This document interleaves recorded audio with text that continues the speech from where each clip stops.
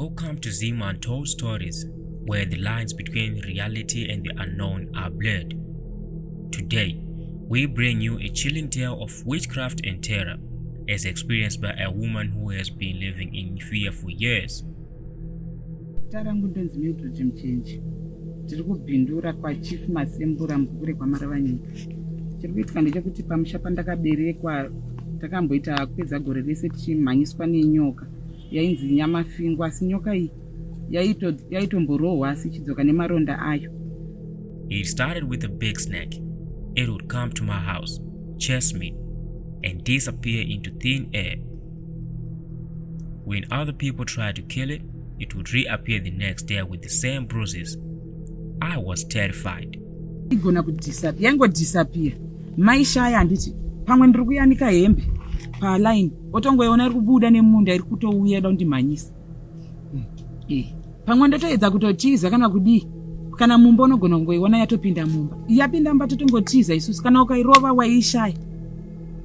Kana mukatoirova because yanga yakakura zvokuti taitadza kunzwisa kuti chii, zvokuti taitomboshedzawo vamwe gototadza kunzwisa kuti chii. Vaitokwanisa kutoiona dzimwe dzenguva, pamwe votoirova, pamwe yobva yangomhanya kana kuti inopinda kana kuti mumatombo mumadziro memba, ugotadza kunzwisa kuti yafamba sei, taigona kungoishaya.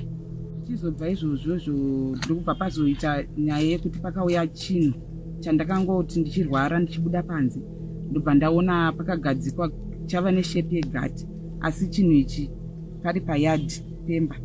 Chinhu ichi pachanga chine shepi yegati chakanga chakapfekedzwa jira reblack rairatidza kuti inyowani, chakaiswa tumabhidzi chakatenderedzwa nemabhidzi, asi mukati maiva nechinhu chairatidza kuti chiri kuita sei chiri kufema mukati machiri. Zvabva saka ndakafonera sabhuku, ndikafonera vanhu vakasiyana-siyana kuti vauye zoita sei kuzondibatsira nokuti zvakandityisa, ndinokushedza vamwe vanga vari padhuze. Saka vanhu pavakasvika ndobva vasodira sauti nemvura, chinhu chakatanga kukwata chiri pasora rine unyoro, zvokuti sora iri rakabva ratsva, zvinhu zvese pakabva ratsva kunge radirwa mushonga weparakwat. One day, I saw a clay pot wrapped in a black cloth. Inside, there was what we believed to be a tokolosh. And the phones that tried to capture the tokolosh died immediately.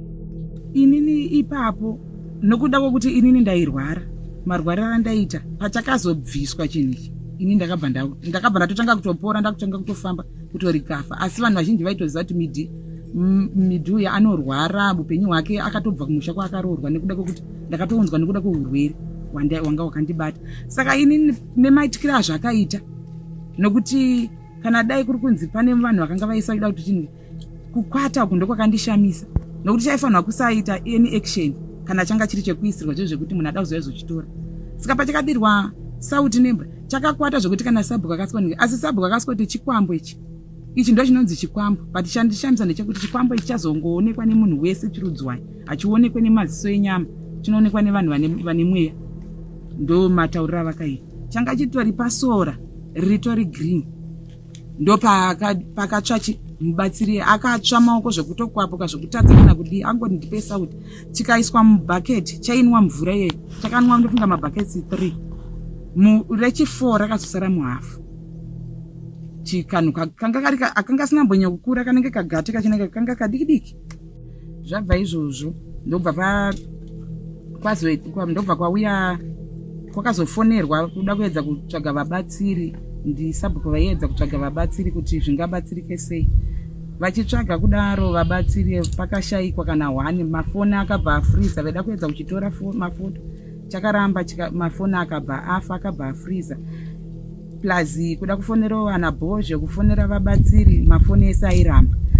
Mafoni maviri ndo akabva araswa.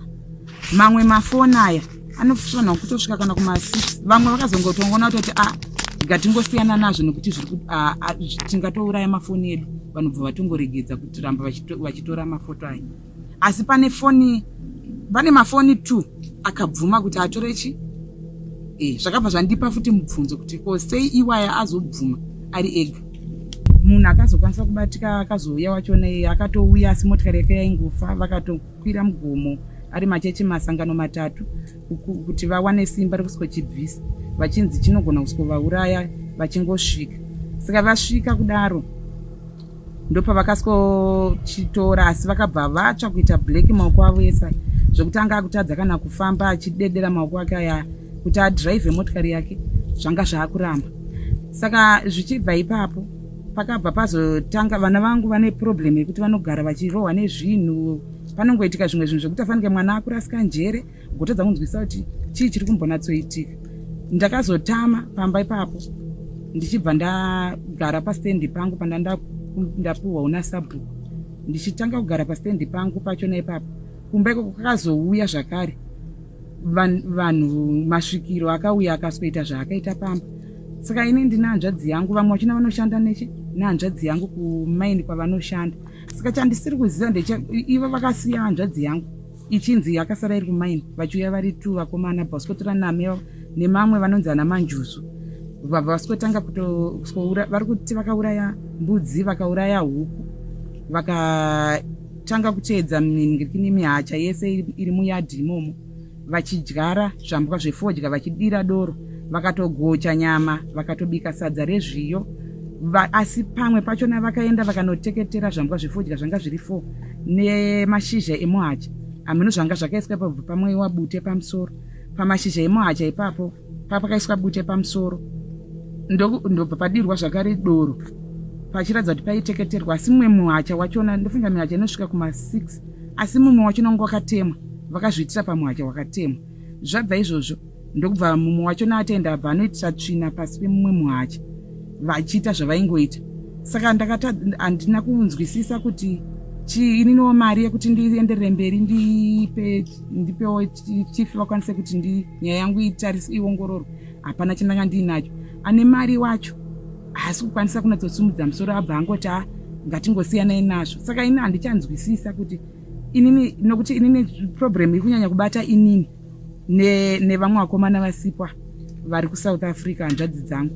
Saka ivo vari vakutofanike sekutochona kana kuuya kuno kuZimbabwe vachauya, asi dambudziko zhinji manje raakufesana neni ndiri padhuze nepamba. Takatombotora mapostori atainamata nawo kuJohani vachiti vada kuita choto, hakuna kuzochena. Takatadza kuchita choto ichocho, pauya mazizi vachiti vakaimba mavhesi, mazizi aitofanika kudera mavhesi, kusvika kumhanyisa vanhu vanga vari pane choto chiya changa chaveswa kuti vanhu varare vachinamata, zvokutoti vanhu havana kuzorara pachoto pepe, vakazorara vakateedzana nemadziro, vaakutya mazizi aivamhanyisa. I sought help from the white garment churches, but even the prophets were scared away. During an all-night prayer session, owls came and started singing along to the hymns. It was like they were mocking us. Sirikaimbwa zvezvi wationa achitobvutsirirawo kutadza kunzwisisa kuti zviri kuenda nekupi, kusvika azoita zvekutanga kubhururuka mazizi aye akuuya pamoto, osikotendera moto kuti angada kusikorova vanhu, zvokuti vanhu mapostori akatozotiza. Hapana akazorara pachoto pepe, vakazorara mumadziro kusvika kwatochena, vanhu vakabva vangoparara, hapana chakazofamba. Ndinosvika dzimwe nguva dzokuti kana ndikafamba kwachona kwawaenda kwachona ikoko unosikosvika wosikonzi pamwe aiwa hatisi kukwanisa kutsanangurirai kuti chii chazvichacho chiri kuitika, nokuti zvakarema. Kazhinji kani ndo zvandinongosangana nazvo, kuti ndichiziva chokwadi chacho handisi kuchiziva. One night, I saw 2 dogs in my house. They came out of nowhere. When we tried to chase them away, they vanished into thin air. Mumba chemembe unge muri kufamba, ndakatombodirwa madhaga, ndikapedza gore rese ndakatsva miri wangu wese. Mwana akarotomoka pakati peusiku, akati mama, mudining mapinda mumadhaga, mapinda imbwa 2. Achiita zvokurotomoka, baba navo vakatoti ari kurotomoka mukomana. Ndati inini hamenowo chakazongoitika, ndabva ndatosumuka, ndabva ndatonikida kuti dining rakazodonherera ranga rine masteps ekuzokwidza kuenda mabedrooms. Saka ndabva ndatobuda mubedroom memo, ndabva ndatoenda pavheranda repamusoro, ndichitarisa pamasteps, ndabva ndatoona zveshuwa mudining makarara imbwa, kuti izvo dzapinda nekupi. Dhoo rakakiwa mudining memuya, takazvishaya. Ndobva imbwa dzedzi dzangoita kunge dzasumuka, ndabva ndatange ndamwaiwa zvakandimwaya, but ndakabva ndaita kunge munhu ari kutsva zvezvi. Ndobva ndatofuma ndakaputika miri wangu wese, zvonda ndakasviba kuti ndakatsva, handimoziva zvinoita munhu akatsva zvezvi. Zvoni ndaitobuda zvinenge zvimvura unge ndakatopedza rinenge gore rese. Saka zvakazopera ndakazongoitwa munamato nevamwe madzibaba, so ndo vakazondibatsirawo asi havana kunditsanangurira kuti chii chiri kunatsoitika.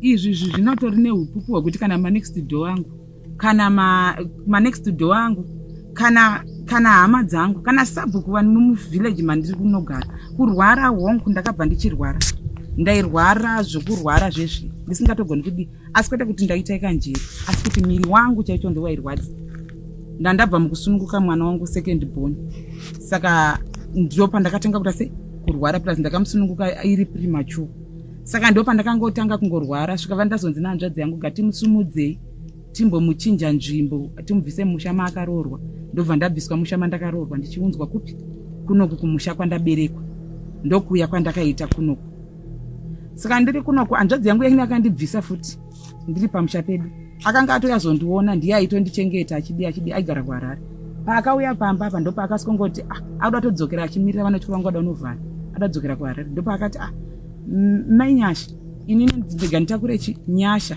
nazvikoi mwana wake ndosara nemukadzi wake nemukomana wangu mudiki nemwana wangu mudiki iye oita sei oenda nevana vakuharare kuholidhi saka paakadaro ndobva ati rega ndimbozorora ndichimirira kuti vana vabve kupi kuchikoro vachizokwira zvavo vachienda ndopaakazongondishedzera akagara mudining pasofa akati mai Nyasha iwe akazondichedza nezita midi mhanya kuno kumbabvu yangu yachikoka asi pakuchikoka kwayaita yabva yandibaya pamwoyo saka anditi yabva yandibaya pamwoyo pandakazoenda ipo ndakatomona kuidza masteps abva tondibvisa kagumbezi mwana wako kana undinhuhwira weti ndikunorora pambedha wako muspeya mako iye ndikati kunorora mubedroom menyu pambedha wenyu zvikanzi aiwa ini ndikunorora pambedha wako aenda muyemwenda kutonzwa guruguru pandikupinda mbamo ndikaona hapasina akutorutsa ropa pandakafonera amai vari kuchiweshe vanga vari kuchiweshe amai vaye vakabva vazongokurumidza kutouya handizivi kuti malifts vakakurumidza kusvika vachisvika asi vakasvika asisatauri asadii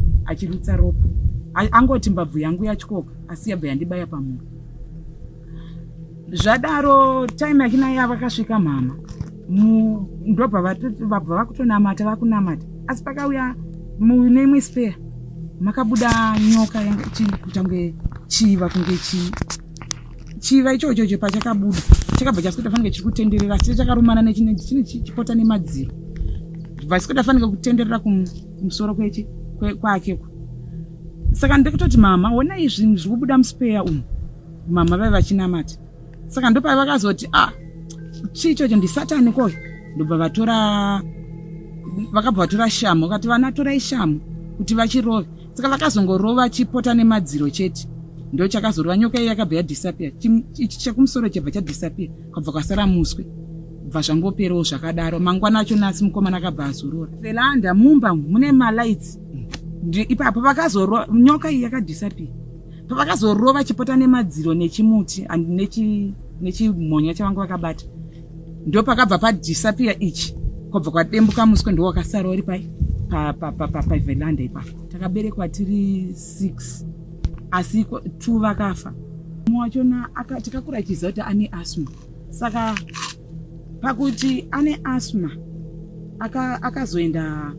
akazenga akugara kumusha kudarweni musha kwake kudarweni mwana wamhama vangu ino akazenga angunzi mwoyo wake wazvimba waputika akafafuta achirutsa ropa the same applies futi kuna baba vangu ini vakafa futi vachirutsa ropa vachidzi vadonha pambedha maluxury bed akudhara yaya vakadonha kuenda pasi mumba imomo muspare makafira hanzvadzi yangu macho ndomufuti makaita se mavakanzi vangodonha but angasiri munhu mukuru kana kuti sei vanga vachitori vechidiki mai vangu ndovakatanga kufa vati vakafa tichiri vana adiki kudhara nanditori grade 7 saka vadonha bva paluxury bed ye vachienda zvanga zviri zvipfupi zvakadai soka vaenda pasi apa vakati vange vatemwa nedemo musoro ukabva watotsemuka ropa vaingobuda ropa sezvakangoita iye hanzvadzi yangu aingorutsa ropa ndaedza kubvunza but ndaiti kana ndikasvika pakuti unobvunzira munhu unotonzwa vachitotaura kutoti hatigone kuti tikutsanangurirei hatigone kuti tikutsanangurirei nekuti ndaona zvinorema saka ungodzi chatingatokwanisa kukupai munamato yekuti munobatsirika asi unotozoona kutoti uchibva pane chimwe pane izvi zvinobva zvauya zvino zvichibva pane izvi zvinobva zvauya zvino saka apa ndo patazenge tabata red handed vanhu vari kutoita zvavari kuita chivanhu chavo pamba but chiri kundinetsa ndechekuti mupi yangu wachina handiri kuona kunge asiri kutombosimudza musoro nezvazvo. Ndiye ane mari, ini handino chandinacho. Takatama ndichibva ndauya kuno kundakawana nzvimbo yangu yandiri kutotanga kutovaka, asi kumba kwakabva kwasara kusina munhu. Pane hanzvadzi yangu iri padhuze nepamba, iri pamhiri perodhi padhuze dhuze. Ndinongoti ndiye atori padhuze nepamba, ndiye anenge achingoona zviri kuitika pamba ipapo. Ndo pakabva pasara pachiuzouya vane manjuzu manje ava masvikira akuskoita zvavaiita ipapo. Vanotoziva kuti vanhu vese vari papa vanonamata apostori. Saka ndiri kundinetsa kuti zvakambofamba sei. I've tried everything to get rid of this curse, but nothing seems to work. I am desperate for help. If anyone can assist me, please come forward. Ndaingokumbira kuti kana pana anogona kundibatsira dambudziko rangu, nokuti ndaedza kufamba, ndafamba ndichifamba ene ndiri ndega, kuna mumwe wandogona kuita se kuchema naye kana kuti kunatsokurukura naye kuti ndo dambudziko randakatarisana naro, nokuti vamwe vachona vangu vanogara kunze. Kana pana anokwanisa kundibatsirawo, nokuti ene ndini ndiri kusangana nedambudziko inini nevana vangu. Ndaingokumbira kuti agone kundibatsirawo. Chandinacho hapana. 0777 137709 0777 137709. This is one of the main untold stories in Zimbabwe.